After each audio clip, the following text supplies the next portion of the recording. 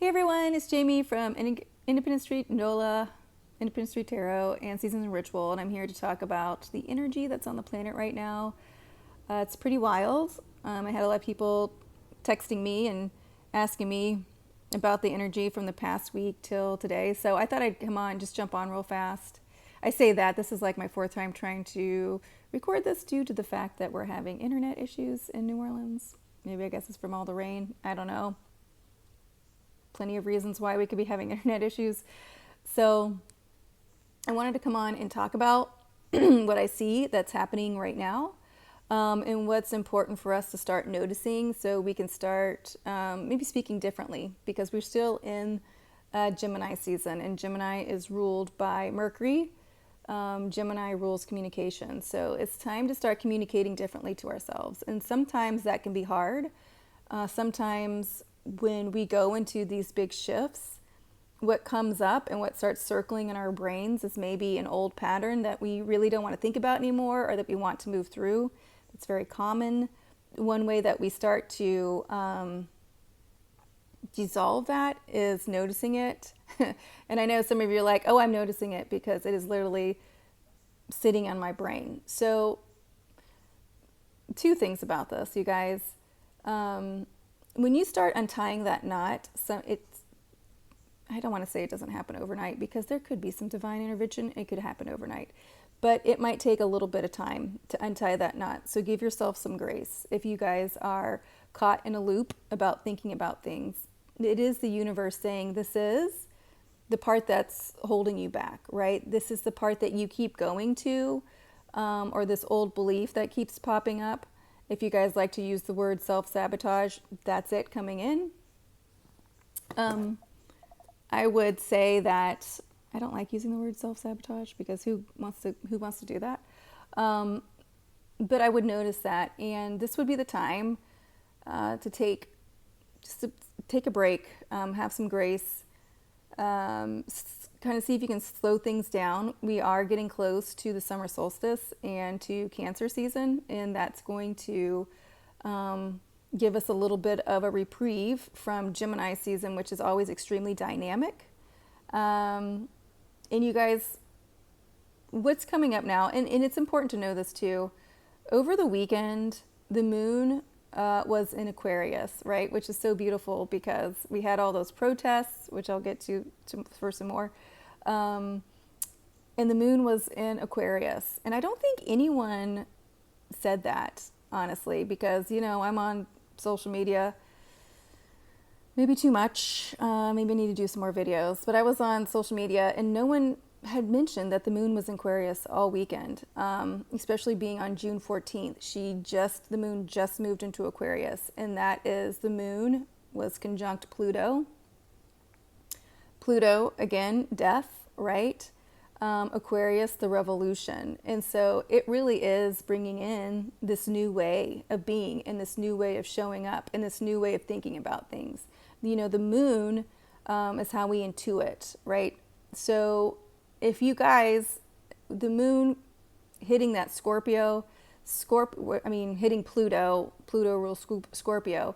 So if you guys were having intense, repeating feelings, or that can happen. Let me just say that can happen with Pluto or Scorpio, because in the lower vibe, I'm not saying you guys are sitting in lower vibes, but sometimes these lower vibes come up so we can clear them in order to get to the higher vibes. And of course, and there was a lot of fear moving into these protests. We didn't know what was going to happen with the military parade, right? We didn't know if these protests were going to come off as peaceful as they did, or as successful as they did, right? So when you have the moon conjunct Pluto, which rules Scorpio, that lower Scorpio can be obsessive thoughts, right? So give yourselves, you guys, a couple days, because right now the moon is at 28 degrees of Aquarius. So she's getting ready to move out and go into Pisces, right? Boop, take a little dip. If you can see the moon putting her hands together above her head, and then she's about to do a little dive into Pisces, do some backstrokes. So if you guys are still intuiting, or if you guys are still stuck on maybe a lower vibration or a lower energy, one way to get through that is acknowledging it, right? It's not here to make us suffer. It's not here to keep beating a dead horse. This would be a good time if you wanted to maybe reach out to people, Reiki. Some of you guys have been asking for people that do hypnosis, but it's showing that we're ready to move out of those lower ways of thinking, right, in order to get into this higher vibration. And it will start to move, it'll start to move, but you guys give yourself some grace. Give yourself, a pat on the back. Give yourself a little leeway, right? Depending on how old you are, these thought patterns have been with you for so long. And when you start untying that knot, it kind of takes a minute, right? But the biggest thing that starts to untie the knot is that you noticing what needs to be untied and you just saying, like, I don't believe this anymore. That's not my story anymore. And listen, as someone who's gone through this journey and is still going through this journey, it can be effing exhausting. I know that. So I feel it in my heart with you guys. And so I know you don't, I don't say, I know you don't want to hear it, but the tools that you have, that you can help soothe yourself, grounding yourself, acknowledging that you feel these things, acknowledging that you don't have to feel them anymore. Journaling, I know you guys are like, I don't like to journal, but journaling really does help. And if it's in the middle of the day at the office, just taking those deep breaths, telling yourselves, we can move around this. Also, if you guys can take the time, talk to your child self, that inner child that might still be thinking about this, and explain to that inner child that you're now whatever age you are, and now that brain is making decisions based on new things that are happening now. Because a lot of times too, when this new energy comes in and we don't know how to read it, even when it's at a higher vibration, we just revert back to what we know, which is natural. Well, not natural, but just comforting. Like we know, like, okay, well, I know if I think this because this is how it's always been. And so we're moving out of that. So you guys give yourself some grace at this time. I'll talk about that Jupiter-Saturn square. We're in the third and final square.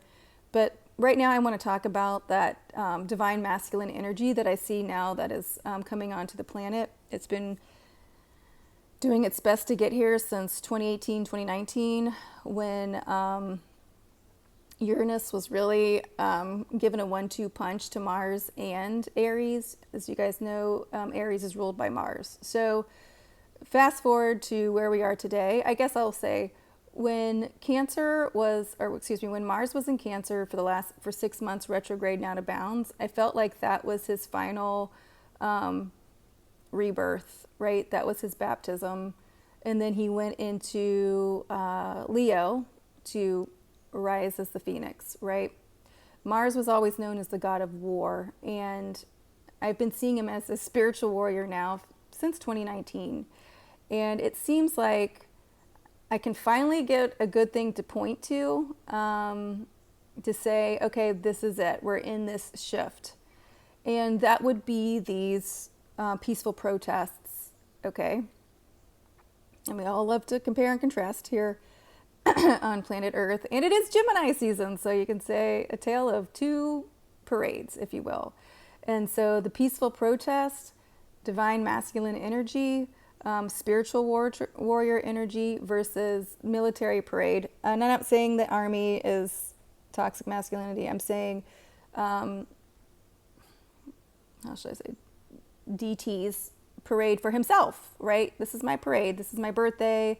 I want all these things for me. That's that lower, toxic, patriarchal, masculine energy that's just not here anymore on the planet. And, when we say there's nothing left to keep building the patriarchy up, like the energy is gone, that was a good symbol of that. Okay, it keeps leaving the planet. Divine masculine energy, which we all have, no matter how we present, moving forward with intention, moving forward with an idea, that spiritual warrior is fighting for a reason, right? Not might makes right, but the good of all. And so when those protests were happening on June 14th, Mars was at 28 degrees of Leo. And to me, that those final degrees of any sign are degrees of mastery. And so there was Mars, okay? And Mars showed up in this new divine masculine energy. It could have gone a million different ways, but the way that it went was pretty much peaceful, to the point where when there was points of contention, people could point them out. Instead of it just being like riots in the streets everywhere, all the cities burned down, complete mayhem. No, that didn't happen. You know, there were skirmishes. I do think a couple people might have been shot, unfortunately. I don't know why. We can get into that in a second too. Well, I mean, I do know why, because we're still moving through this. But on the whole, it was peaceful protest. 11 million. They're saying 11 million people showed up across the United States. There were peaceful protests in other countries to support this. That is that spiritual warrior energy. That is that divine masculine energy. And I also want to point out that there were lots of videos from Marines coming on and saying that, you know, they're trained to go into foreign countries. And so they're used to getting shit thrown at them from people that aren't, you know, that speak different languages, you know, but they're trained to go in there and have a mission. So the idea that they were supposed to go and get upset if people were hurling insults at them or rocks or whatever, you know, they're trained to handle that, right? Now, I'm not going to go into this whole idea of like the war machine and things like that, but the idea is that masculine energy that is usually associated with the Marines and the Army and the armed forces was coming out and saying, you know what, we don't need to go and fight. We're trained. We know how to do this. Spiritual warrior coming in. The fact that the Army, and I pointed this out, I did not watch any of that parade for DT. There was one clip, and I was told my friend, I was like, I don't think this is, I was like, is this the junior ROTC? I was like, these people aren't even marching in step. Like, they know how to march. And we were both like, oh, it must be it. And then I saw clips coming out asking, was the Army not marching in step on purpose, right? To show their defiance towards the idea of dictatorship, right? Again, that's divine masculine energy, because there's energy moving, right? Spiritually, in the sense that it was intentional, right? This is the intention, and it's for the greater good of everyone, right? It's the exact opposite of a patriarchal might makes right, lower masculine energy. And again, we all have this masculine energy. Everyone out there protesting, moving, peacefully, demonstrating, getting your point across, being heard, being seen.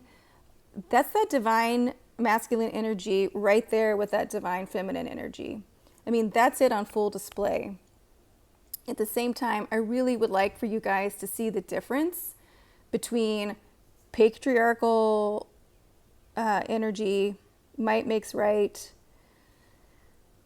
That's what's in the death gurgle versus what's swooshing into the planet, which is divine masculine energy. We have to remember Aries, right, has Saturn now at 1 degrees.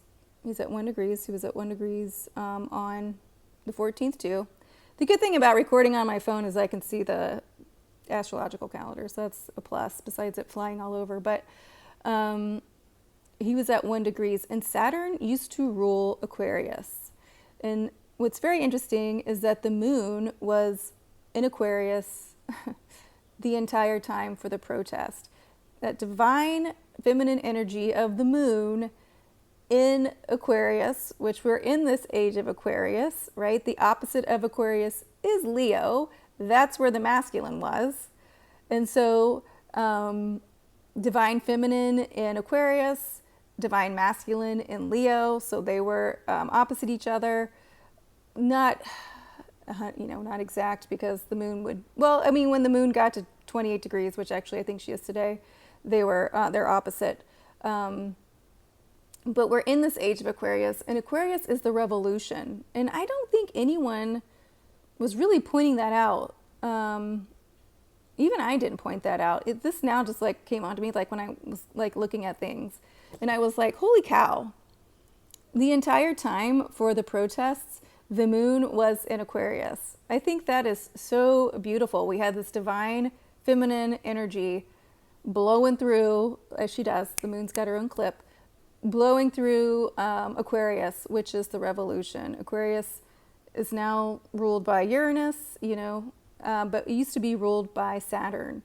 So Saturn is in Aries. Saturn is really holding that space in Aries. Aries isn't allowed to pop off like it used to, right? It's not to say there aren't going to be places where things pop off, right? Because we're all individuals. We all have our free will. But on the whole, it's holding that space. Saturn now rules Capricorn. Capricorn is Earth, which is grounded, and the sign of work. So Aries is really going to work on this idea of divine masculine energy. The other thing that was happening in Aries was that Chiron and Eris were conjunct. Eris, which is discord, was at 25 degrees. Chiron, the wounded healer, was at 26 degrees.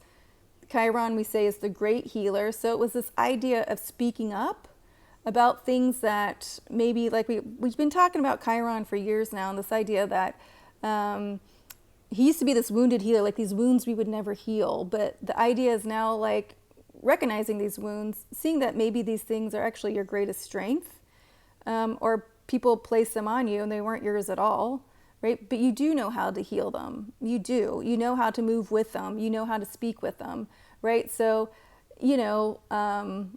something that maybe someone was making fun of before, well, now you see, no, that's okay. That's who I am. Or I was never that. Either way, Chiron is with Eris, and Eris is all about truth, justice, discord, right? So everyone is showing up together. Everyone's showing up with all their wounds, right? In the sign of Aries, that I am presence. And everyone's got a seat at the table. That's what Eris represents. Truth, justice for everyone. Everyone getting a seat at the table, no matter what. Old Aries, old Mars would be, no, might makes right. You don't get a seat at the table because you don't fit this criteria that who knows who made up. A, B, C, D, whatever. And now, yes, everyone gets a seat at the table. Eris is in there. Eris is holding hands with Chiron. They're understanding their strength together. They're understanding this idea that you can't make fun of us, or you can't make fun of things, or you can't feel bad about these things anymore, because it's not true in the sense that people made them out to be so detrimental, right? Usually these stories were other people's stories that were placed upon us, okay? So that's what's happening at the tail end of Aries, Chiron and Eris, right? At the beginning part of Aries, we have Saturn and Neptune. In Saturn, like I said, holding space, holding boundaries. Saturn is the father, if you will. Saturn's coming in and just sitting with Aries. Neptune, another god, right? Bringing in that water element into Aries, cooling him down, which is very interesting, again, because we just had Jupiter, who's also fire, Zeus, right, if you will, moving into Cancer. When in Cancer's water, right? Cardinal water. So we have a lot of this water and fire elements working together. We have water in Aquarius, right? With Pluto in there ruling Scorpio. So we have all this nurturing, transformation, birthing energy hitting these planets, right? The divine masculine is meeting it. The divine masculine is with it. And I was talking to my friend Heidi yesterday, and I was like, told her, I was sitting around thinking, okay, both energies of Jupiter, right? Jupiter is fire, it's the biggest planet in our solar system. If it was going to come in aggressively into Cancer, what would that look like? And even when I was just feeling around with it, it was like Cancer would win, is what I got. Cancer would win. Cancer, that the waters of Cancer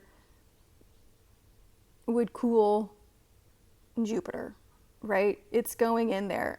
I almost saw like Jupiter going in there, and because he's he's a fire planet, he sort of makes it like a hot tub, right? So he can just rest, right? So now he's warmed up the waters to his liking. They're not boiling over, but it's like, this feels good, right? Oh, this feels good.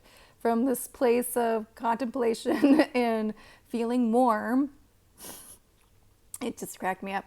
So he's going to start doing things differently. Jupiter rules Sagittarius, and that's where our full moon was, right? And Sagittarius is the adventurer. Sagittarius is mutable fire, but Sagittarius loves to be within the people. It loves to go out and see and learn new things, right? So this is a lot of energy coming onto the planet. But I want to point out the fact that with these protests, especially in hard contrast to the DT birthday party parade, you can start to see now how this divine masculine energy is showing up on this planet. And that's really important for us to start to see, because it will change the conversation we're having. The sun is still in Gemini. Let's see where she is. She's at 25 degrees. The sun is at 25 degrees of Gemini. That's still communication. Mercury, Gemini's ruler, is now in Cancer as well. So again, what are we communicating? Want to be communicating differently about our home, how we feel about our homes, how we want to change our homes. Our home, our first original home, is the self, and then our communities. That moon moving through Aquarius is always about the self, and then the other, right? Bringing in that revolution. So we're checking off all these boxes. And the sun, which is fire, is now in conjunction with Jupiter, which is fire, who's also in Cancer. So we're going to have a lot of, once the sun moves into Cancer, so much fire, right? Lighting up this cardinal water, with lighting up the home, lighting up the womb, what it is that we want to start creating and how we're going to be creating differently. And then by that time, Mars will be out of Leo, right, and into Virgo, which is also Earth. So grounding that divine masculine energy. Virgo is mutable, and then seeing what it is that we want to resolve. But let's not get too ahead of ourselves, okay? Let's not get there yet. So we'll say this too. Also in July, Uranus will move into Gemini. So that's communication. We're going to start communicating a lot differently, a lot quicker, because Uranus rules Aquarius. So it's going to start bringing in how we communicate in this age of Aquarius, right? So this is a lot happening. If you guys are feeling out of sorts, again, if those thoughts are circling, it's not to punish you, right? Look at ways that you can work with this, untie this, look for people that can help you with this. You're not supposed to sit here and suffer. We're supposed to be moving through this stuff together. So Reiki, acupuncture, people have been asking me about hypnotherapy, hypnotists, hypnotherapy, I don't know how to say it, but all these things are out here to help us, right? We're not here to suffer in silence. We're here to move with this. Again, that's part of that divine masculine energy, moving into healing modalities, if you will, and that healing modality would be that divine feminine energy. But again, because the divine masculine energy is starting to interweave within us, it's going to bring up things that are stopping that integration, okay? Now, me saying that, it's important for you to know that if you get help with these things and you feel like you're in a good place, but it pops back up, does not mean that you have not integrated, okay? It just means that pattern has been in your mind for a long time, and it's probably going to pop back up, okay? You don't have to give it, you know, you don't have to give it, you can just know that. You just know that. Oh, it popped back up because these things happened, which remind me of that, and then that came back. Okay. It doesn't mean you're still there. It does not mean you're still there. Healing does happen. Healing does occur. It's important that we notice these things, and then we're able to process them and keep moving on. I will say this is a really good time to really understand what you guys are thinking about, especially when you are coming. And the thing is like, especially when you're waking up from your sleep, when you start to gain consciousness, if you can start to kind of remember what you're thinking about, that's going to be a huge insight. And I say that because Neptune is in Aries, and the Aries is the self, and Neptune is dreams. And this past weekend, there were things that I was thinking when I was waking up, and I was like, oh, okay, this is something new. This is what I need to pay attention to, right? And it can be hard, you guys. It can be hard to remember what you're thinking about right when you wake up. I know this, okay? I know this. But kind of give yourself into the practice, and see what comes in. See if you can remember stuff, okay? Just take a deep breath. See if you can think about it. See if you notice what you're thinking about when you're starting to wake up or what you're going to sleep with, okay? Don't make this a do or die, but just put this in your subconscious. I would like to do this if there's something there that I know will help me move through whatever it is that's cycling or circling in my psyche right now. You'll get the answers. You will. We just have to pay attention, and we have to ask for help. We have to be intentional. That's part of that divine masculine, moving with intention. Saturn in Aries. The I am has to have a boundary. It has to have a reason, right? It has to have, it just can't be like, oh, well, and not have any accountability. We are moving out of that in society. Okay. You guys want to pull a card? I was like, I think I'll leave it at that, but I have my deck right here, so I think I'll pull some card. Just a card. Oh, the other thing I wanted to say is this. This Jupiter Saturn square that everyone's been talking about, it's going to be a little different because Jupiter is now in Cancer and Saturn is now in Aries. Okay, so it is going to be this idea about intention, about the home, right? What we see as our home, how we want our homes moving forward. Okay, but the thing that I want to say about it is that this square, the square is happening until July 9th. So sometimes when people talk about the third and final square and we think, oh, this is it. No, it's happening for a while, till July 9th, okay? So when we have that pressure put on this area of the self and the home, when it first comes in, that too might be a little hard to regulate, but I always see squares as building blocks, but it does put pressure on us in the sense that we've got to figure it out. Okay, again, this would be the time to work with someone. This would be the time to get a different way maybe of communicating to yourself. Pay attention to what you're thinking, okay, because that square is not going anywhere. Okay, so we got the 8 of Pentacles. Rich, right? So the 8 of Pentacles talks about, the 8 of Pentacles to me talks about abundance being here now. And it is with this 2 of Wands, which is very interesting because I was thinking about that today when I was looking at all my herbs that I was drying, and I was like, this is very abundant. Like this is such abundance. And then I was looking around my home and I was like, this, everything in here shows the abundance that I have, and we have to start seeing ourselves as abundant. And the 8 of Pentacles is saying that it is time to see ourselves as abundant. The Eight of Pentacles, usually in the Rider-Waite Tarot, is the artist at work, okay? And it's like, keep your head down, keep working on what you want to work on, and the riches will come. But in this deck, the riches are already here, right? The Eight of Pentacles is saying the riches are already here. In the Two of Wands, which is fire, but the Two of Wands is still figuring things out. It's not movement just yet.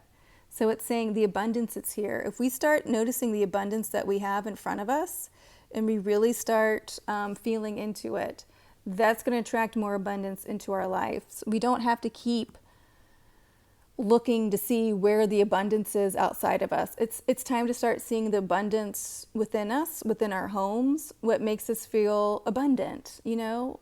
I mean, you could say what makes us feel rich, but what makes us feel abundant, you know? I can tell you right now, I have plenty of herbs. I am drying all these herbs. I don't think I'll need herbs for a year, right? And it's just now starting to be the growing season, which is great. And so that does make me feel extremely abundant. So work with this energy of the Eight of Pentacles, especially with Mars getting ready to move into Virgo, right? Because Virgo is mutable earth. Okay, friends, I'm going to leave it there. I don't know if that was an anticlimactic end or not, but I do want us to see that this divine masculine energy is on the planet. We are moving with it. The Saturn-Jupiter square is until July 9th, which is when Uranus actually moves into Gemini. So that's pretty interesting. We'll talk about that some more. And then again, if you guys are having these repetitive thoughts, you know, that is the knot that you need to untie, right, to keep getting things moving. And it doesn't mean that you aren't jumping up into those higher realms. It just means that because you are, that's why you're able to see this stuff now that you weren't able to see before. Okay? All right, you guys, if you have any questions or anything, please reach out below. And I'll talk to you guys soon.